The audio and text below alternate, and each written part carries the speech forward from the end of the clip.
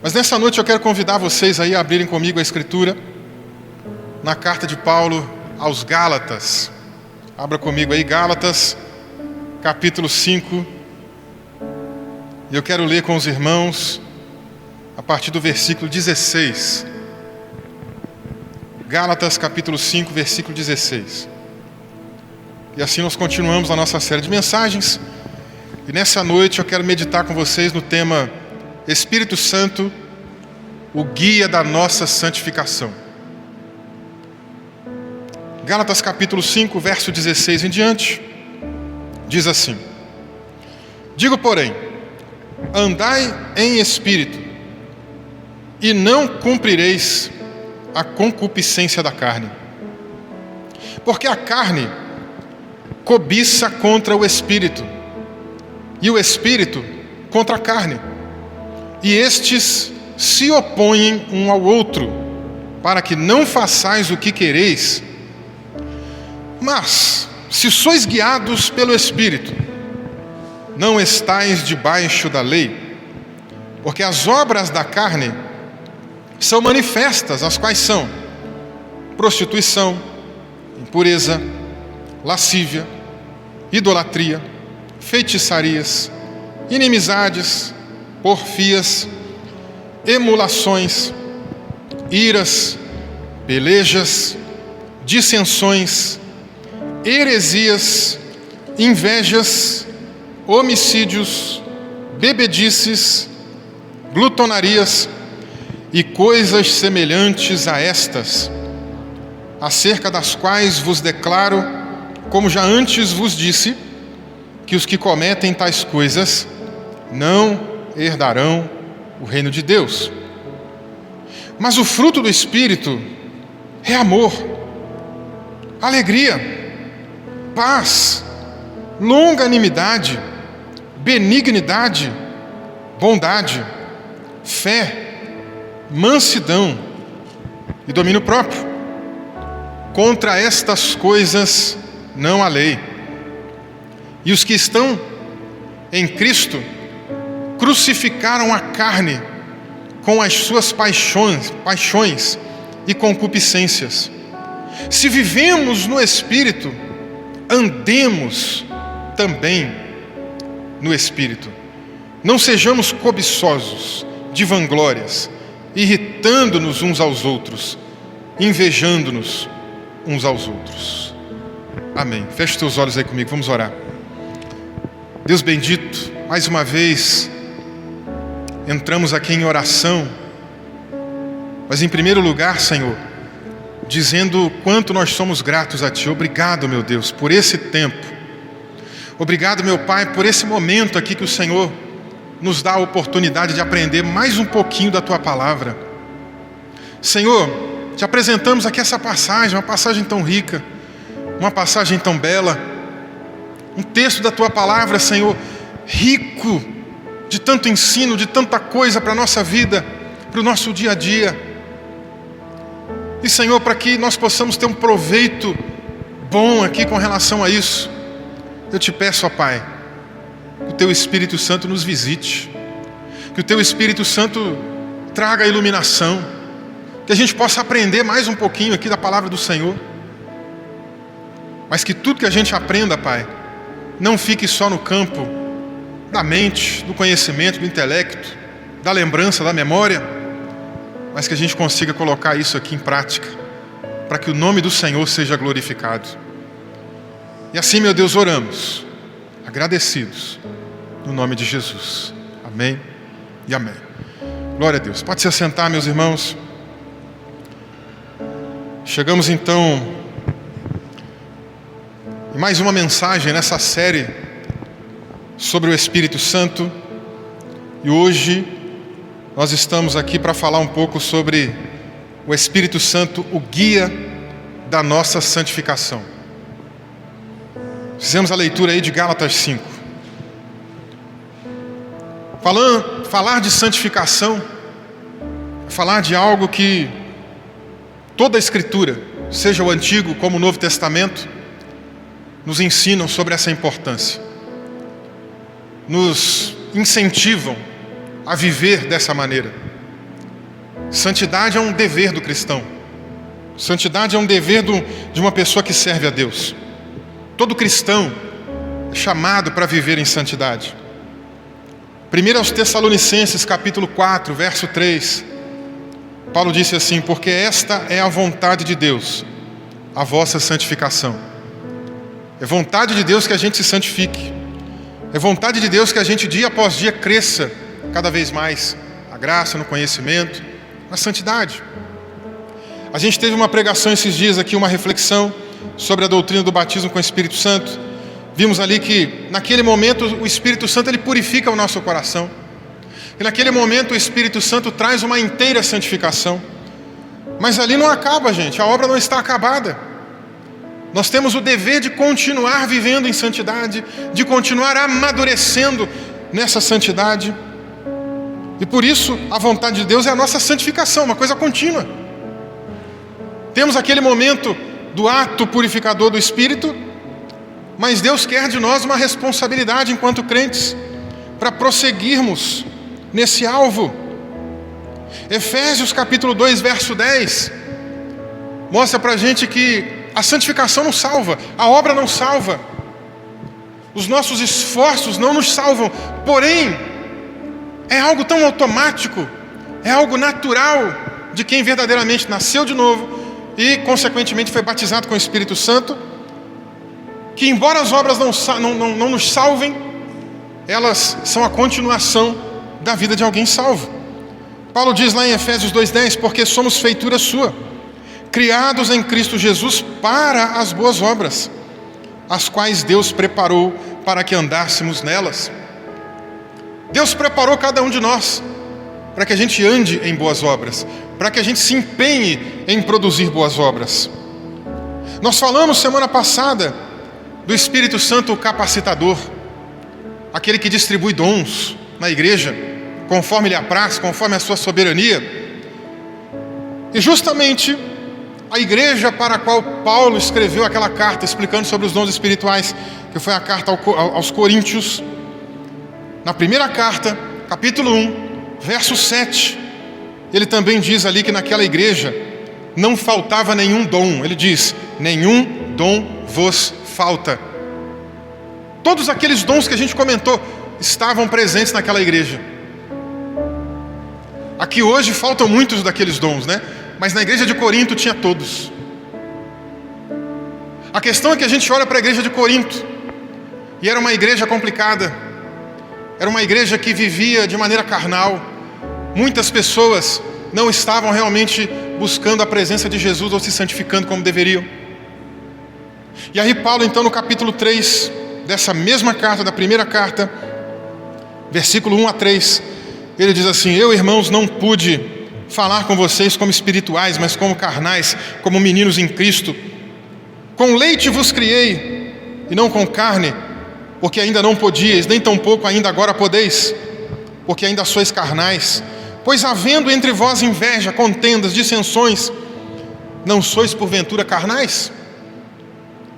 A igreja de Corinto então tinha uma divisão, tinha uma das obras da carne que Paulo fala aqui em Gálatas 5, né? Na minha versão pelo menos aparece heresia, mas significa facção, grupo. Na igreja de Corinto tinha 4 grupos. Uns eram de Paulo, outros eram de Pedro, outros eram de Apolo e outros diziam que eram de Jesus. Era uma igreja dividida, era uma igreja rachada, era uma igreja facciosa, era uma igreja que tinha grupinhos e que ninguém conseguia facilmente entrar num grupinho ou no outro, porque se fechavam. Um grupo achava que o seu líder maior era Paulo, respeitava mais ele por ter sido a pessoa que plantou a igreja.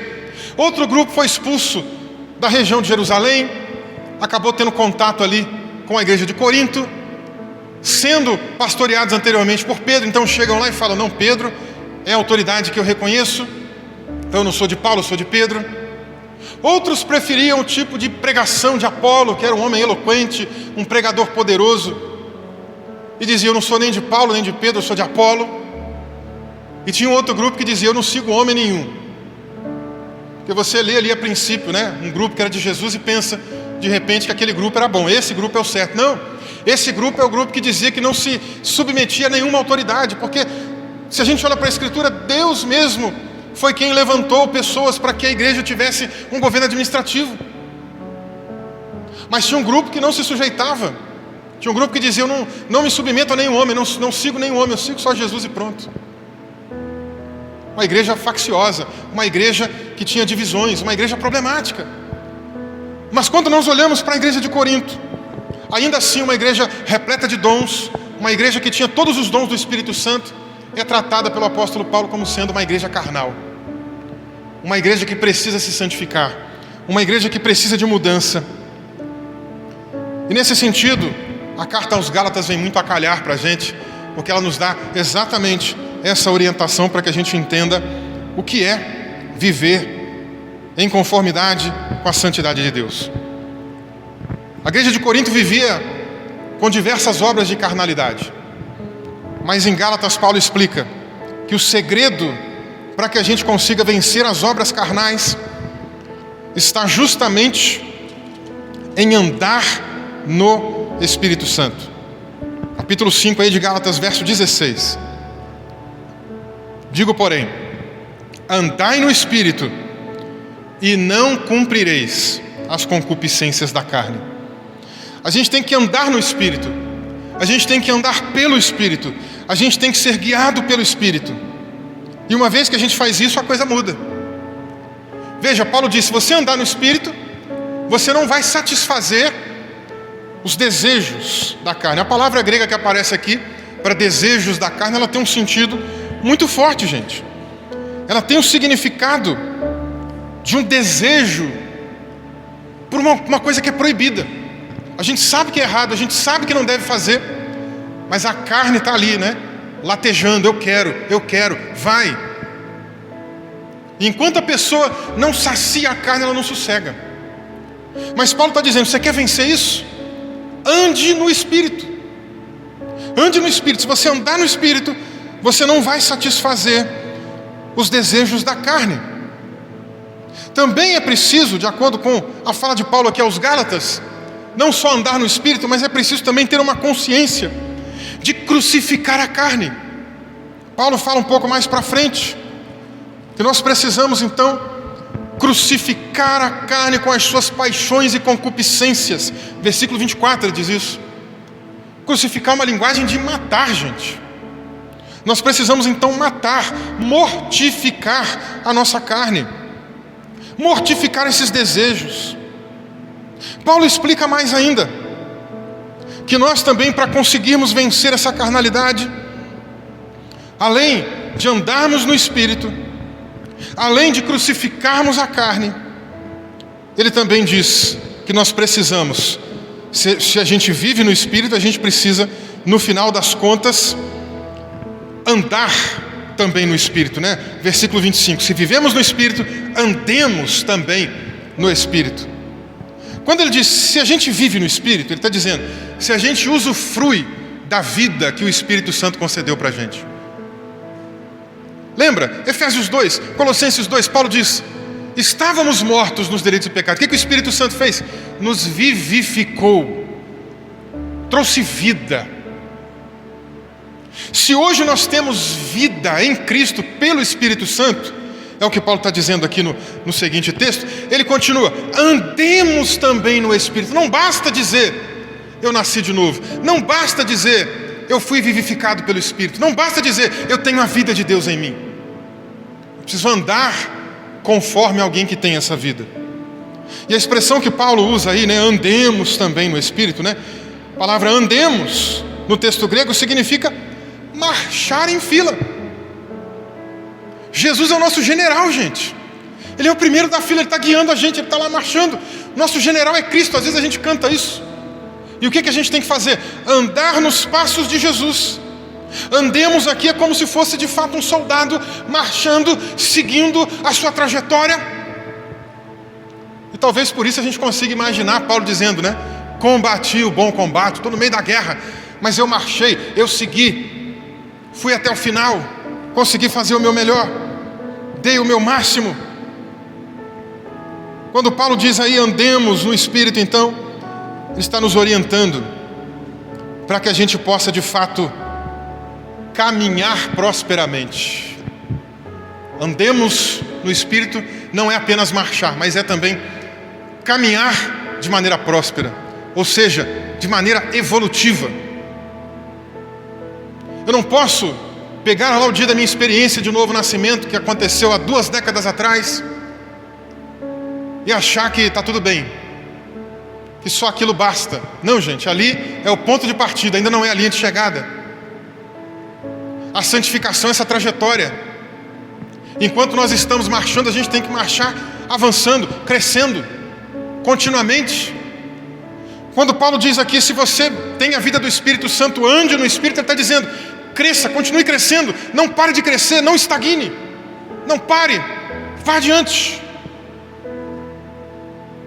Paulo está dizendo para a gente não ser desencorajado, mas pelo contrário, pelo poder do Espírito, continua avançando. Paulo orienta a gente então sobre essas questões, para que nós possamos ter aí uma vida de santidade que vai glorificar melhor a Deus. Mas para que tudo isso dê certo, nós precisamos ser guiados pelo Espírito Santo, irmãos. Precisamos ser dirigidos pelo Espírito Santo. Paulo vai falar também sobre essa questão. Ele mostra a importância de nós sermos direcionados pelo Espírito. Versículo 18. Mas, se sois guiados pelo Espírito, não estáis debaixo da lei. A gente tem que ser guiado. A palavra guiado aqui, ela também é muito poderosa. A palavra guiado, que o apóstolo Paulo usa aqui, para falar da gente ser conduzido, pelo Espírito Santo, é como, por exemplo, uma mãe que tem uma criança de 10 anos, talvez menos, e ela precisa atravessar a rua com aquela criança, e ela não vai deixar a criança atravessar sozinha. Então ela pega na mão da criança e conduz ela até o outro lado. Tem um destino do outro lado, né? Ela dá a mão para chegar até o destino. Quando Paulo diz aqui, para que a gente seja guiado pelo Espírito Santo, ele está dizendo, o Espírito Santo pega na tua mão e guia você, ele vai guiando você até o destino. Lembra que eu falei? Novo nascimento não é o destino final ainda, não é a chegada, é a largada, é o início. A santificação é o Espírito Santo pegando na nossa mão e nos conduzindo, gente. Qual é o destino? A glória, o céu, a eternidade. Até chegar lá ele pega na nossa mão e ajuda, porque a gente sozinho não consegue, a gente sozinho fraqueja, a gente sozinho acaba cedendo às tentações, a gente sozinho enfraquece. Mas quando o Espírito Santo pega na nossa mão e nos guia, é outra situação. Isso mostra pra gente que a santificação, ela tem uma coisa que a gente chama de sinergia. Ou seja, Deus faz 99% na santificação. Na salvação ele faz tudo, Porque ninguém pode se salvar. É Deus que nos salva, Mas na santificação não. Na santificação a gente corresponde. Veja, Paulo usa muitos textos aqui mostrando que o Espírito Santo faz, ele guia, mas ele também usa para a gente outras expressões que são da nossa responsabilidade. Andar no Espírito é para a gente, nós devemos andar. Há uma série de questões que nós precisamos realmente aqui de que o Espírito Santo nos impulsione, nos estimule, nos ensine, mas a responsabilidade é nossa. Nós temos então uma sinergia, uma cooperação, a gente coopera com a obra do Espírito aqui. Há um texto aqui de um estudioso antigo, eu quero fazer a leitura dele, um homem chamado Benjamin Warfield. Ele diz assim: o papel do Espírito é manter-nos no caminho e conduzir-nos até ao final da meta. Porém, somos nós que caminhamos passo a passo no caminho. Nossos membros é que se cansam com o trabalho, nossos corações é que se desfalecem, nosso alento é que se esvai, Nossa fé é que reanima nossas forças esvaídas. Nossa esperança é que injeta nova energia em nossas almas, enquanto subimos penosamente, passo a passo. O Espírito Santo não pega a gente no colo. O Espírito Santo pega na mão. O passo quem dá é a gente. Pega na mão e diz: vem comigo. E a gente precisa responder: amém, eu estou andando junto contigo, vamos lá. Que a tua vontade seja feita. Me guia, me mostra. Quando nós pegamos essa ideia de Deus guiando, nós partimos aqui de um entendimento que o Espírito Santo, mais do que pega na nossa mão para nos conduzir, ele de fato mostra para a gente o caminho mais apropriado, o caminho mais correto. Ele dirige os nossos passos. Podemos ir com os olhos fechados, confiando cegamente nele, que ele vai conduzir a gente para o caminho certo. Paulo então explica para a gente aqui: andar no Espírito, que é o verso 16, né? Andar em Espírito, nada mais é do que a gente viver em santidade, nada mais é do que a nossa santificação, gente. Mas alguém que está vivendo em santificação, alguém que procura fazer a vontade de Deus, ela não quer continuar dando lugar à carne. Veja, Paulo traz uma lista de coisas que fazem parte da carnalidade. Ele não está fazendo uma lista fechadinha, dizendo: é só isso aqui. Não, tem muito mais coisa. Inclusive, se a gente comparar com as outras cartas de Paulo, ele traz mais coisas também. Mas ele traz uma lista que talvez para aquela igreja, talvez para as igrejas da Galácia, que era uma região, esses itens fossem mais importantes. E ele diz alguns, veja comigo. Verso 19: porque as obras da carne são manifestas, as quais são: em primeiro lugar, prostituição. Prostituição é uma palavra que no grego diz respeito a qualquer tipo de relacionamento sexual ilícito. Qualquer tipo de relacionamento sexual ilícito. Ele continua ainda falando de algumas outras coisas que têm a ver ainda com a questão da sexualidade. Ele fala da impureza, que é praticamente um sinônimo, né, para a palavra anterior.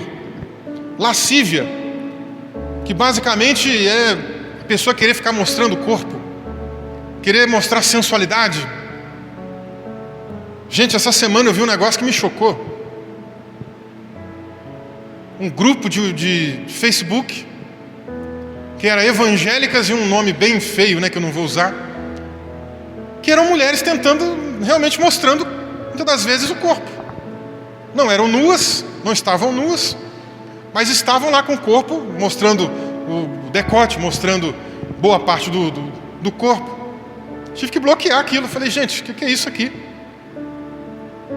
E mulheres mesmo, que a gente percebe, né, pelo tipo de roupa, que a gente sabe que são de igrejas pentecostais. Falei: gente, que cúmulo, que mundo é esse? Onde nós estamos indo, né? Isso, por exemplo, é lascívia. A lascívia é essa sensualidade. É a pessoa mostrar mais do que é necessário para chamar a atenção. Não é só mulher, homem também comete, né? Mas é um problema de obra da carne. Paulo continua falando, né? Ele diz aqui: idolatria. Idolatria não é só imagem. Idolatria é você ter alguém ou ter algo. Pode ser um trabalho, pode ser uma função, pode ser um objeto que você tem na tua casa, um carro, pode ser a tua própria casa. Tudo que você tiver em pé de igualdade com Deus ou acima é idolatria. Pode ser uma pessoa também, pode ser um filho, uma esposa, um amigo, um colega, um cantor, um pastor.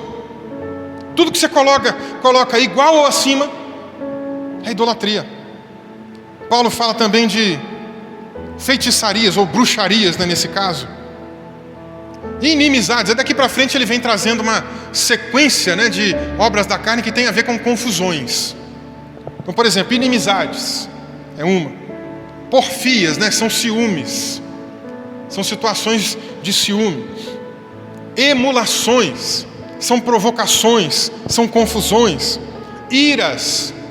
Aqui a gente está falando de pessoas muito iradas, que o tempo todo está brigando, que o tempo todo está xingando, que o tempo todo reclama, que o tempo todo é iracunda, é nervosa, é briguenta. Pelejas, que são brigas, né, de modo geral. Dissensões, que são brigas que acabam em separações. A pessoa fica de mal uma da outra, né? E ele diz ainda heresias. Heresias aqui não é heresia do jeito que a gente pensa hoje, de um ensino errado. Aqui heresia significa grupo, facção. É o que eu falei, a igreja de Corinto tinha 4 facções. Ele continua dizendo invejas, homicídios, bebedices, pessoa que se embriaga, né? E aqui na minha tradução, que está errada, né? Glutonaria, não é isso. A tradução correta aqui seria orgias. Que a palavra grega aqui, o significado dela tem nada a ver com comer muito, pelo contrário, tem a ver com beber muito, e principalmente num contexto de bagunça. Aliás, a palavra até mais apropriada não seria nem orgia, seria folia. O que mais se aproxima disso aqui é o carnaval brasileiro. O pessoal vai para a festa, enche a cara e cai na orgia, né? Cai no pecado sexual. É basicamente isso. A palavra grega aqui não sei por que traduzir assim. Glutonaria, né? Não que a glutonaria também não seja uma obra da carne, né? Também é. Mas aqui não é essa palavra que aparece. Mas Paulo não está disposto a trazer uma lista fechada, como eu disse para vocês. Ele conclui essa seção das obras da carne, né, dizendo assim: e coisas semelhantes a estas. Ou seja, tem muito mais coisa. Aqui é só um grupo de coisas que ele trouxe. Mas não é assim quem é guiado pelo Espírito. Quem é guiado pelo Espírito não quer viver de acordo com essas obras que a gente viu aqui, chamadas obras da carne, não. Quem nasceu de novo quer viver pelo Espírito, quer andar pelo Espírito. E o que o Espírito Santo traz dentro da gente? O que o Espírito Santo provoca na gente? O que o Espírito Santo quer produzir em nós? É o que Paulo chama aqui de fruto do Espírito. Ele não diz no plural, né? Ele diz no singular. Por quê? Porque todo cristão tem que ter esse fruto. Todo cristão. Claro que em cada época da vida cristã, né, por exemplo, a pessoa que é nova convertida, que é um neófito, né, ou uma neófita, essa pessoa vai ter esse fruto mais simples. É como uma laranja, né, que você parte ela assim e tem um monte de semente ali dentro, né? Uma laranja novinha, de uma árvore que você acabou de plantar, vai dar os seus primeiros frutos. Vai vir uma laranja mais fraquinha, com poucas sementes, né? Mas tem que ter o fruto. Se não tiver o fruto, tem alguma coisa errada. Agora, alguém que amadureceu na fé cristã, alguém que inclusive foi batizado com o Espírito Santo, aí é diferente. O fruto amadurece. Parou por aí? Não, a vida cristã todinha tem que amadurecer. É o que Paulo escreve também em Efésios 4, verso 13. O nosso alvo é ser como Jesus. A gente tem que olhar para aquele que é o varão perfeito, tem que chegar na estatura dele. Então a gente está sempre olhando para cima, né? Está sempre olhando para Jesus lá no alto. Jesus é o modelo maior de perfeição, é o modelo maior de santidade. Eu olho para ele e penso, eu tenho que ser igual a ele, eu tenho que andar igual a ele, eu tenho que imitar ele, eu tenho que andar nos passos dele. Eu tenho que marchar, né, como a gente viu aqui em Gálatas 5, tem que marchar na trilha dele, para ser como ele. Tem que cantar a música dele. Já viu o soldado quando está marchando? Tem alguém na frente que vai guiando, ele vai ditando, né, o caminho, vai ditando inclusive a música que o pessoal vai cantando. É mais ou menos isso, gente. Jesus está lá na frente nos guiando. Eu sigo ele, eu marcho junto com ele, e eu canto a música que ele canta, e eu ando nos passos que ele anda. Uma hora a gente vai crescendo um pouquinho mais, vai parecendo um pouquinho mais com ele. Esse é o objetivo de todo crente, tem que ser. Dito isso, Paulo fala o fruto do Espírito, que é uma coisa que todo crente tem que ter. O que esse fruto é? Ele é amor, alegria, paz, longanimidade, benignidade, bondade, fé, mansidão e domínio próprio. Isso aqui, tudo, é fruto do Espírito. Como eu disse, o cristão tem que ter isso tudo. Mas talvez é como o exemplo da laranja. Você parte a laranja, e aí talvez uma semente é um pouquinho maior que a outra. Vocês já viram isso? Você parte a laranja no meio, tem umas sementes grandonas, tem umas sementes pequenininhas, tem umas sementes magrinhas, tem umas sementes gordinhas. Você vê isso lá. Observa. É como se fosse isso. A gente tem que ter todas essas sementes aqui do fruto, todas elas têm que estar na nossa vida. Não dá para alguém dizer, não, eu tenho amor, mas eu não tenho paciência, que é a longanimidade, né? Não, eu até tenho aqui paciência, misericórdia, que é a benignidade, tenho bondade também, mas não tenho fidelidade. Não, tem que ter todos. E rapidamente aqui para falar um pouco sobre cada um deles. Amor, obviamente é o maior de todos, né, gente? Amor é o maior de todos. O cristão que não tem amor tem alguma coisa errada. Ele não é cristão ou alguma coisa está errada. Amor tem que fazer parte da vida cristã. Jesus falou assim, eu deixo para vocês um novo mandamento. Qual é o novo mandamento? É um mandamento de amor. Amem uns aos outros como eu amei vocês. O cristão tem que ter amor. O cristão tem que ter essa marca na identidade. Você tem que olhar para ele e falar, essa pessoa tem amor. Essa pessoa ama Deus. Essa pessoa ama o próximo. O cristão tem que ter amor. Se o cristão não tem amor, você tem amor próprio só. Se ele é egoísta, está errado. Talvez ele não nasceu de novo. Talvez precisa de um novo nascimento. Talvez precisa ser regenerado. Mas o cristão tem que ter amor. Paulo fala dos dons, né? 1 Coríntios 12, vimos isso semana passada. São tantos dons ali que ele fala. Mas no capítulo 13 ele fala, não adianta nada eu falar a língua dos homens, a língua dos anjos, eu falar um monte de línguas, se eu não tiver amor. Se eu falo um monte de língua e não tenho amor, eu sou como um sino. Sabe esses sinos antigos de igreja, fica lá batendo, né, tilintando, plém, plém, plém. Ele é oco, ele faz muito barulho, mas é oco. Por dentro ele é vazio. Faz barulho demais, você ouve de longe. É aquele crente que ora em língua para baixo e para cima. Se bobear, ele não vai na padaria e fala em língua com o padeiro. Mas no dia a dia, cadê o amor? Não tem. É oco. Está faltando. Paulo fala lá em 1 Coríntios 13. Poderia ter toda a revelação, todo o conhecimento, toda a ciência, de todos os mistérios. Poderia ter toda a fé para remover uma montanha do lugar. Poderia dar o meu corpo para ser queimado em favor de outra pessoa. Mas se eu não tiver amor, não adianta nada. Eu posso fazer boas obras, caridade. Se eu não fizer com amor, não adianta nada. Vai ser igual esses programas de televisão. A pessoa só quer, na verdade, se mostrar. Só quer fazer uma propaganda. Ela vai lá, ajuda alguém, tira foto, posta depois. Aqui, gente, ó, fazendo obra social. Não, perdeu. O amor não é assim. Na continuação de 1 Coríntios 13, Paulo fala, né, o amor não é interesseiro.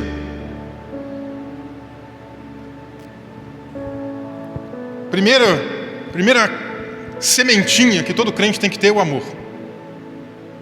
Se o crente não tem amor, talvez ele não é crente. Talvez é só um membro de uma igreja.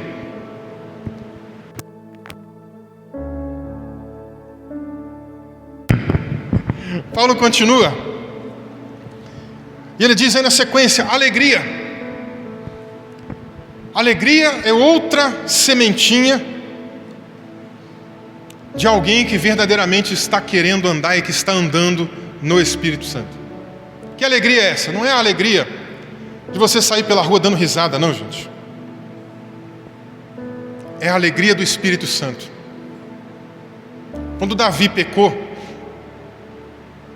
e ele ficou um tempo, né, sem confessar o pecado dele, depois que ele é repreendido lá pelo profeta Natã, ele pede, Senhor, traz de volta a alegria da salvação. Paulo escreve aos Romanos também, né, ele fala, o reino de Deus não é comida, o reino de Deus não é bebida, o reino de Deus é justiça, é paz e alegria do Espírito Santo. É uma alegria diferente. É uma alegria que não leva a gente a ficar dando gargalhada, mas é uma alegria que traz uma sensação tremenda no nosso coração, porque o Espírito Santo habita aqui. Você pode estar passando luta, prova, dificuldade, mas Deus traz alegria no coração da gente. Jesus orou na oração sacerdotal, João 17, dizendo para que o Pai trouxesse a alegria dele, completasse a alegria dele em nós. Somente com a alegria de Jesus a nossa alegria é completa, gente. Porque as outras alegrias que o mundo dá, e tem muita coisa que o mundo dá de alegria, é verdade? Ter um filho traz alegria, um casamento traz alegria, passar numa prova traz alegria, arrumar um trabalho traz alegria. mas são todas alegrias passageiras, né? Como, por exemplo, quando eu não tinha carro ainda, já estava pastoreando, morava muito longe da igreja, morava longe de alguns irmãos, né, que moravam para lá ainda da igreja. E aí um dia eu estava voltando do trabalho, estava a fazer visitas, né, e falava: Senhor, preciso de um carro, não é para o meu luxo, não preciso, o Senhor está vendo, se o Senhor puder, quer dizer, se o Senhor puder, Deus pode, né, mas se o Senhor quiser me abençoar, me dá um carro. Eu orava: se for da tua vontade, me dá um carro. Alguns dias depois meu irmão me procurou, falou assim: olha, fiz a prova aqui da polícia militar, passei na primeira fase, se eu passar nas outras eu vou te dar o meu carro. Meu irmão mais novo, né? Ele tinha um Corsa sedã, né? Se eu passar tudo eu te dou o carro. Aí na hora eu falei: é meu então, estou orando por isso, né? Vem essa resposta agora. Falei: você já passou, vai tranquilo aí. Realmente, né? Isso era no começo do ano. No final do ano ele terminou de fazer todas as etapas, todas as provas, todos os exames, foi aprovado. Finalzinho de dezembro, o carro já estava comigo. Falei: que coisa boa, que alegria. Aí a alegria acabou rapidinho. E chegou janeiro, tinha IPVA. Ele só me deu o carro, IPVA não. A alegria desse mundo passa, gente, mas a alegria do Espírito Santo não. É uma alegria diferente, está me entendendo? É por isso que eu disse, não é como a alegria do mundo. A alegria do mundo passa, a alegria do mundo é passageira, é momentânea.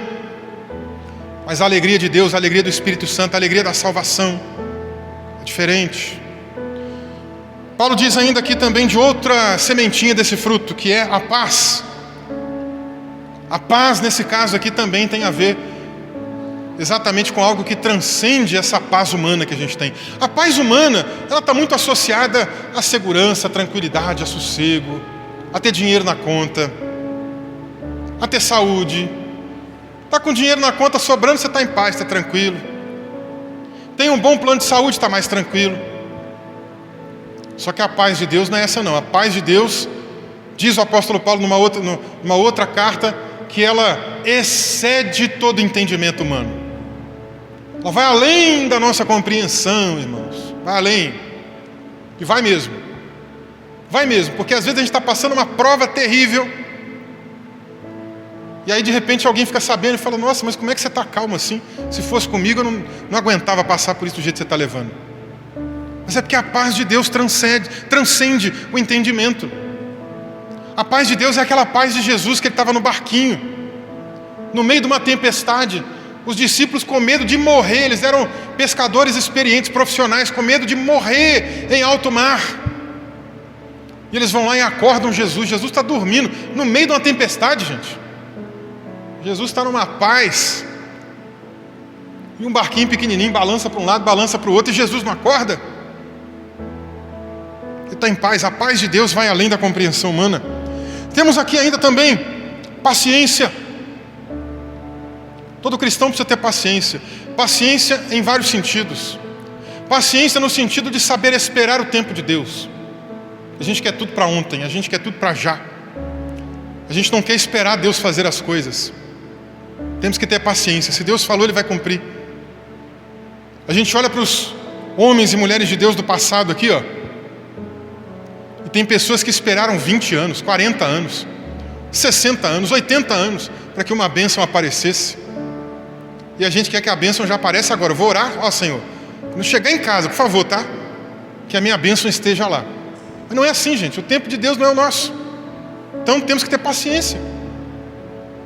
Também temos que ter paciência no sentido de suportar as aflições. Tanto que o cristianismo primitivo, né, quando começa a traduzir a Bíblia para o latim, fala dessa paciência como tolerância. Tem que tolerar, tem que ter paciência para suportar as adversidades. Lutas vêm, mas o que eu faço? Eu tolero, eu suporto. Como? Sozinho não, pela graça do Espírito Santo. E por último, tolerância ou paciência, melhor dizendo, também precisa ser aplicada no sentido de a gente ter paciência com as pessoas.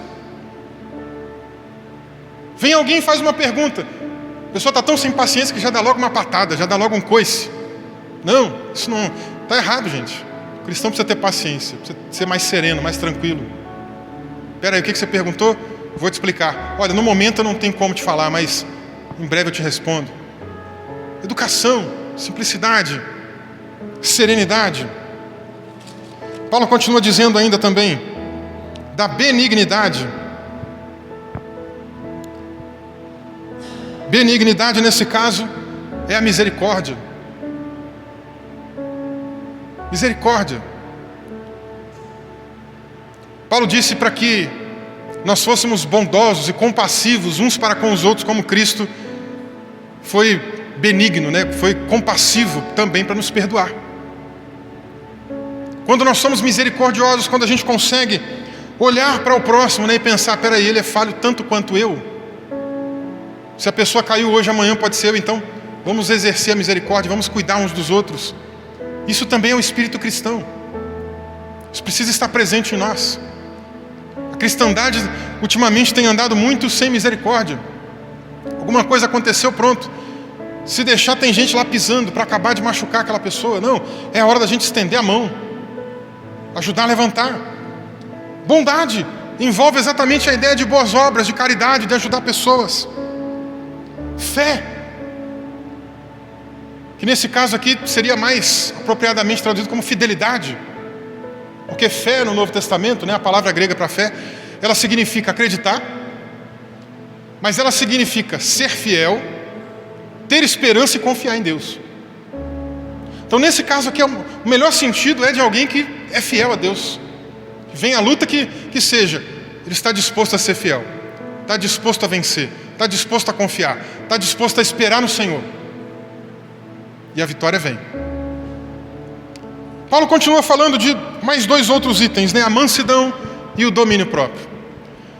Mansidão nada mais é do que a gente também agir de maneira mais serena para com o próximo, sem gritaria, sem briga, sem confusão, sem contenda, sem palavras chulas, sem palavreados grosseiros, sem palavrão, gente. A Bíblia fala para a gente, não saia da vossa boca nenhuma palavra torpe. Isso nada mais é do que palavrão. A gente vê tanto crente falando palavrão hoje em dia que assusta. Assusta.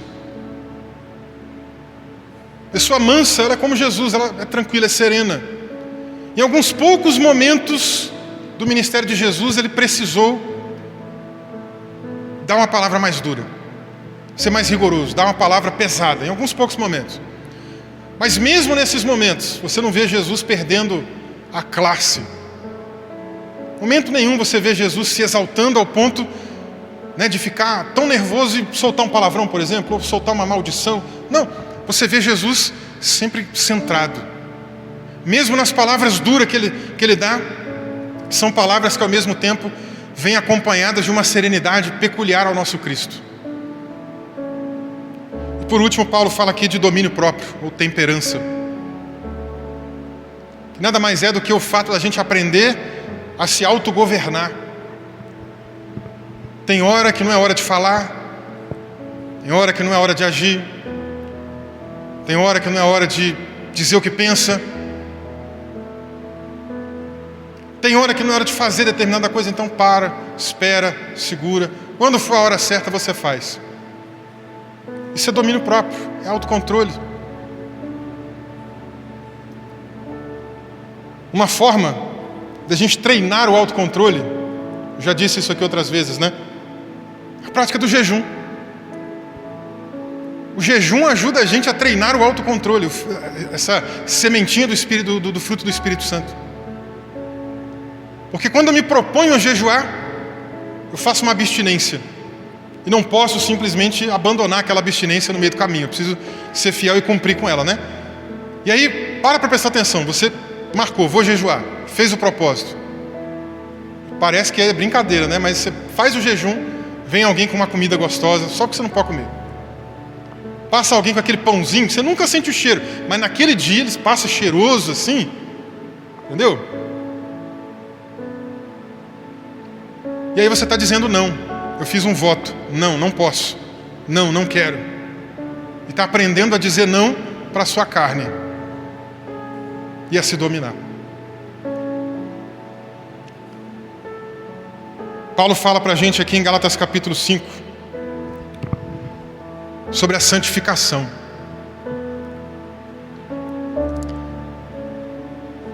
1 E quem nos ajuda na santificação é o Espírito Santo.